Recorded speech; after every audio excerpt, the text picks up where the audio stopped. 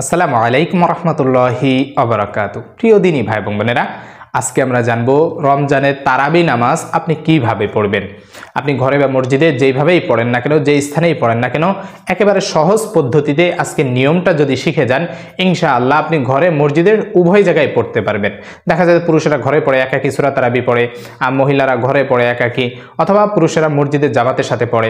তো সব মিলিয়ে এ টু জেড আপনার তারাবি সম্পর্কে যে প্রশ্নগুলো রয়েছে সবগুলো ইনশাআল্লাহ এই এক ভিডিওতেই জানতে পারবেন। প্রিয় দিনী ভাই বোনেরা, ধৈর্য ধরে সম্পূর্ণ ভিডিওটি দেখুন, পাশাপাশি চ্যানেলটি সাবস্ক্রাইব করে দিন, যাতে করে রমজানের সব গুরুত্বপূর্ণ ভিডিওগুলো সবার আগে আপনার কাছে পৌঁছে যায়, এবং এই ভিডিওটি শেয়ার করে দিবেন আপনার মাধ্যমে অন্যরাও যাতে দেখে আমল করতে পারে, শিখতে পারে। প্রিয় দিনী ভাই বোনেরা, রমজানের তারাবি নামাজ 20 রাকাত। যদিও এই তারাবি নিয়ে অনেক মতানৈক্য রয়েছে, তা আমরা সেই মতানৈক্যের ভিতরে যাব না, সেই ভেদাভেদের ভিতরে যাব না। আমরা জানি যে 20 রাকাত আমাদের পড়তে হবে, অনেকে 8 রাকাত 12 রাকাত পড়ে। তা আমরা কম পড়বো কেন? রমজান মাস হচ্ছে ফজিলতপূর্ণ মাস, এটা হচ্ছে ইবাদতের মাস। তা আমি 20 রাকাত যদি পড়তে চাই তাহলে অসুবিধা কোথায়, ক্ষতি কোথায়? আমি আল্লাহ তাআলার জন্য ইবাদত বন্দেগী করব, যত বেশি পারি তত বেশি করব, কোনো অসুবিধা নেই। বরং আল্লাহ তাআলা দেখবেন যে বান্দা কতটা আমার জন্য ইবাদত বন্দেগী করে। যদি আমি আপনি এই অন্তর থেকে খালেস দিলে এক আল্লাহ তাআলার জন্য ইবাদত বন্দেগী করি, যদি সেখানে কোনো ফাঁকি না দেই যে আমার 8 রাকাত পড়তে হবে, 10 রাকাত পড়তে হবে, 20 রাকাত এত পড়ে কি হবে, তাহলে সেই ইবাদতটা আল্লাহ তাআলার দরবারে কবুলযোগ্য হবে না। তাই চেষ্টা করব যত বেশি, শুধু তারাবি তা নয়, সব ইবাদতগুলো বেশি বেশি করার জন্য। তো তারাবি নামাজ আমরা কিভাবে পড়ব? তারাবি নামাজ 20 রাকাত যখন আপনি পড়বেন, শুরুতে নিয়ত করবেন। নিয়ত করা হচ্ছে ফরজ। প্রত্যেকটা ক্ষেত্রে নিয়ত মনে রাখবেন যে রাসূল সাল্লাল্লাহু আলাইহি ওয়াসাল্লাম বলেন, ইন্নামাল আমালু বিন্নিয়াত, সমস্ত কাজ হচ্ছে নিয়তের উপর নির্ভরশীল। কিন্তু এই নিয়তটা করতে বলা হয়েছে, পড়তে বলা হয় নাই। আমি মুখ দিয়ে পড়বো এটার নাম নিয়ত নয়, বরং আমি অন্তর দিয়ে যে সংকল্প করছি, ইচ্ছা করছি যে আমি এখন তারাবি নামাজ পড়তেছি, এটাই হচ্ছে আমার নিয়ত। আমি মুখে নাওয়াইতুয়ান শুরু করে দিলাম আরবিতে, আর এটা কি পড়লাম আমি নিজেও জানি না, আমার ভুল হয়ে গেল, তাহলে সেই ক্ষেত্রে তো আমার নামাজও নষ্ট হওয়ার সম্ভাবনা আছে।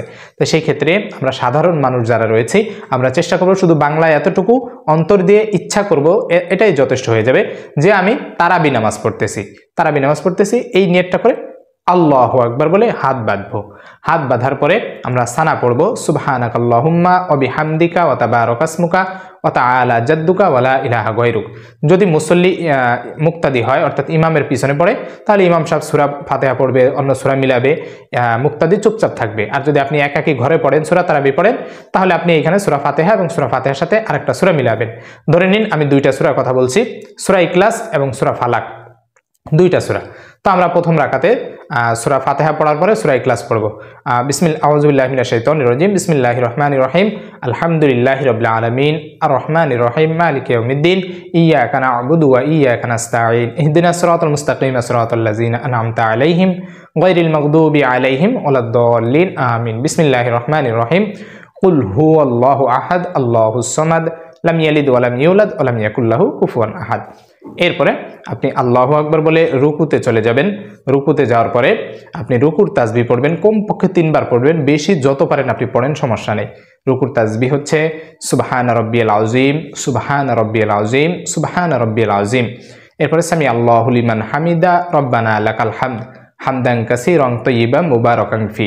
এর সাথে ছোট্ট দোয়াটা পারলে পড়বেন, না পড়লে অসুবিধা নেই। এরপরে আল্লাহু আকবার বলে আপনি সিজদায় চলে যাবেন। সিজদা যাওয়ার পরে সিজদা তাসবিহ পড়বেন, সুবহানা রাব্বিয়াল আলা, সুবহানা রাব্বিয়াল আলা, সুবহানা রাব্বিয়াল আলা। এরপরে আল্লাহু আকবার বলে বসবেন। বসার মাঝখানে এই ছোট্ট দোয়াটা আপনি পড়বেন, আল্লাহুম্মা গফিরলি বা রব্বি গফিরলি। এরপরে আবার আল্লাহু আকবার বলে সিজদা চলে যাবেন। সিজদা যাওয়ার পরে সিজদা তাসবিহ পড়বেন, সুবহানা রাব্বিয়াল আলা, সুবহানা রাব্বিয়াল আলা, সুবহানা রাব্বিয়াল আলা। এরপরে আল্লাহু আকবার বলে দাঁড়িয়ে যাবেন। আপনার প্রথম রাকাত শেষ। এরপরে আবার আউযু বিল্লাহ, বিসমিল্লাহ পুরোটা পড়ে এরপরে আবার সূরা ফাতিহা পড়বেন। সূরা ফাতিহা পড়ার পরে ওই যে আমরা প্রথম রাকাতে সূরা ইখলাস পড়েছি, দ্বিতীয় রাকাতে সূরা ফালাক পড়ব। বিসমিল্লাহির রহমানির রহিম, কুল আউযু বিরাব্বিল ফালাক, মিন শাররি মা খালাক, ওয়া মিন শাররি গাসিকিন ইযা ওয়াকাব, ওয়া মিন শাররি নাফাসাতি ফিল উকাদ, ওয়া মিন শাররি হাসিদিন ইযা হাসাদ। এই সূরা ফালাক পড়ার পরে আমরা আল্লাহু আকবার বলে রুকুতে যাব। রুকুর তাসবিহ পড়ব, সুবহানা রাব্বিল আযীম, সুবহানা রাব্বিল আযীম, সুবহানা রাব্বিল আযীম, সামি আল্লাহু লিমান হামিদা, রব্বানা লাকাল হামদ, হামদান কাসীরান তাইয়্যিবান মুবারাকান ফি। এই যে আমরা দাঁড়িয়েছি, দাঁড়ানোর পরে এই ছোট্ট দোয়াটা পড়বো। এরপরে আল্লাহু আকবার বলে সিজদায় যাব। তো 2 সিজদা দেওয়ার পরে এরপরে আমরা বসবো। এটা আমার শেষ রাকাত, শেষ বৈঠক। এরপরে আমরা তাশাহুদ, দুরূদ শরীফ, দোয়া মাসুরা, এই যে তিনটা দোয়া রয়েছে, এই তিনটা দোয়া আমরা পড়ব। প্রথম দোয়া হচ্ছে তাশাহুদ, আত-তাহিয়াতু লিল্লাহি ওয়াস সালাওয়াতু ওয়াত তাইয়্যিবাত, আসসালামু আলাইকা আইয়ুহান নাবিয়্যু ওয়া রাহমাতুল্লাহি ওয়া বারাকাতুহু, আসসালামু আলাইনা ওয়া আলা ইবাদিল্লাহিস সালিহিন, আশহাদু আল্লা ইলাহা ইল্লাল্লাহু ওয়া আশহাদু আন্না মুহাম্মাদান আবদুহু ওয়া রাসূলুহু। এরপরে দুরূদ শরীফ, আল্লাহুম্মা সাল্লি আলা মুহাম্মাদ ওয়া আলা আলি মুহাম্মাদ কামা সাল্লাইতা আলা ইব্রাহিম ওয়া আলা আলি ইব্রাহিম ইন্নাকা হামিদুম মাজিদ, আল্লাহুম্মা বারিক আলা মুহাম্মাদ ওয়া আলা আলি মুহাম্মাদ কামা বারাকতা আলা ইব্রাহিম ওয়া আলা আলি ইব্রাহিম ইন্নাকা হামিদুম মাজিদ। এরপরে আমি দোয়া মাসুরা পড়ব। আল্লাহুম্মা ইন্নী যালামতু নাফসি যুলমান কাসীরা ওয়া লা ইয়াগফিরুয যুনুবা ইল্লা আনতা ফাগফিরলি মাগফিরাতাম মিন ইনদিকা ওয়ারহামনি ইন্নাকা আনতাল গফুরুর রহিম। বাস, এরপরে আমি সালাম ফিরিয়ে ফেলবো, আসসালামু আলাইকুম রাহমাতুল্লাহ, আসসালামু আলাইকুম রাহমাতুল্লাহ। আমি এই যে তারাবি নামাজ পড়লাম যে 2 রাকাত, এই 2 রাকাত যেভাবে পড়লাম হুবহু আমি যদি একাকী পড়ি, মহিলা বা পুরুষ যেই হন না কেন, আপনারা যারা একাকী পড়বেন হুবহু এইভাবেই এই 2টা সূরাই যদি আপনি জানেন 20 রাকাত আপনি এভাবেই পড়বেন। প্রতি 2 রাকাত শুরুতে মনে শুধু সংকল্প থাকবে যে আমি তারাবি পড়তেছি, এটাই আপনার জন্য নিয়ত হয়ে যাবে, আর বাড়তি কোনো নিয়তের প্রয়োজন নেই। এরপরে 4 রাকাত পরপর যে দোয়াটা পড়া হয় এটা আমাদের সমাজে প্রচলিত, কিন্তু আসলে এটা যে তারাবির 4 রাকাত পরপর পড়তে হয় এমন কোনো নির্দেশনা হাদিসে দেওয়া হয় নাই, বা এমন হাদিস খুঁজলে পাওয়া যায় না। কেউ চাইলে এই সময় একটু চা খেতে পারে, কেউ চাইলে গল্পগুজব করতে পারে, কেউ চাইলে কোরআন তেলাওয়াত করতে পারে, তাসবিহ তাহলিল পড়তে পারে, অন্যান্য দোয়া রয়েছে দোয়াগুলো পড়তে পারে। মোট কথা এই 4 রাকাত পরপর যে একটু বিশ্রাম দেওয়া হয় এটা হচ্ছে একটু বিশ্রামের জন্য দেওয়া হয়, যেহেতু 20 রাকাত নামাজ দীর্ঘ একটা সময় পড়তে হয়, অনেকের পা ব্যথা হয়ে যায় মুরব্বী হওয়ার কারণে, একাধারে দাঁড়িয়ে থাকতে কষ্ট হয়, মূলত এটার জন্য একটু গ্যাপ দেওয়া হয়। কিন্তু আমরা যদি মনে করি যে না এই দোয়াটা পড়ার জন্য এই সময় গ্যাপ দেওয়া হয়, তাহলে এটা আমার জন্য গুনাহের কারণ হতে পারে, যে রাসূল সাল্লাল্লাহু আলাইহি ওয়াসাল্লাম এই আমলটা করেন নাই, করতেও বলেন নাই, সাহাবা ইকরামও করেন নাই। তো এটা যদি আমি মনে করি রাসূল সাল্লাল্লাহু আলাইহি ওয়াসাল্লাম করেছেন, করতে বলেছেন, গুনাহ হবে। এছাড়া যদি আপনি গুনাহ না মনে করে পড়েন তাহলে অসুবিধা নেই, আপনি পড়লে পড়তে পারেন, অসুবিধা নেই। এরপরে তারাবি নামাজ শেষ, 20 রাকাত শেষ হওয়ার পরে আমরা মুনাজাত করি। মুনাজাতটা হচ্ছে আল্লাহুম্মা ইন্না নাসআলুকাল জান্নাতা ওয়া নাউযু বিকা মিনান নার, ইয়া খালিকাল জান্নাতি ওয়ান নার বিরহমাতিকা ইয়া আজিজু ইয়া গফফার ইয়া কারীমু ইয়া সাত্তার ইয়া রহিমু ইয়া জব্বার ইয়া খালিকু ইয়া বার, আল্লাহুম্মা আজিরনা মিনান নার, আল্লাহুম্মা আজিরনা মিনান নার, ইয়া মুজিরু ইয়া মুজিরু ইয়া মুজির বিরহমাতিকা ইয়া আরহামার রাহিমিন। আমি এই যে দোয়াটা পড়লাম এই দোয়াটাও আমরা মনে করি যে তারাবির মুনাজাত এটা এখানে করতেই হয়, এটা এখানেই করতে হয় এমনটা মনে করা যাবে না, আপনি করেন সমস্যা নেই, কিন্তু এখানে রাসূল সাল্লাল্লাহু আলাইহি ওয়াসাল্লাম এই দোয়া করেছেন এখানেই করতে হয় এটা মনে করলে আপনার গুনাহ হবে। তাই এই দোয়াটা অত্যন্ত চমৎকার একটা দোয়া, আপনি চাইলে করতে পারেন যে আল্লাহুম্মা ইন্না নাসআলুকাল জান্নাতা ওয়া নাউযু বিকা মিনান নার। এখানে আল্লাহ তাআলার কাছে সাহায্য চাওয়া হচ্ছে, আল্লাহ আমি তোমার কাছে জান্নাত চাই, জাহান্নাম থেকে পানা চাই।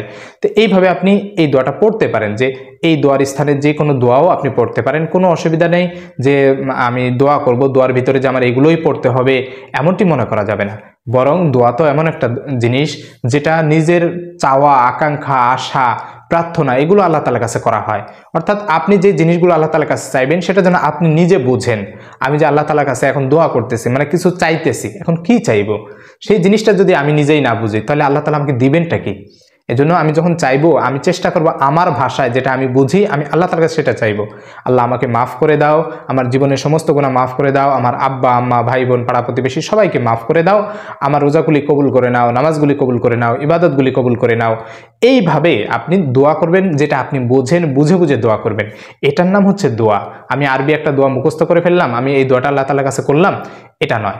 আপনি চাইলে কোরআনে অনেক বর্ণিত দোয়াগুলো রয়েছে, আল্লাহ তাআলা শিখিয়েছেন, সেই দোয়াগুলো করতে পারেন।